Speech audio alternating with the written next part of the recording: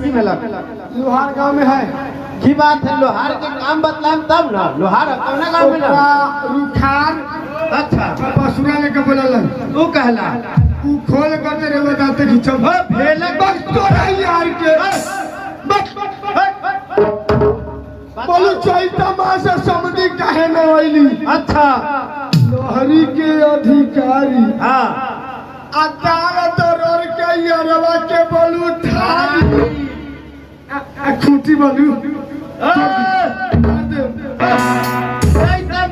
संधि कहे नैली लहरी के रहे अधिकारी अधिकारी दाल दरर के मिले थारी आ खून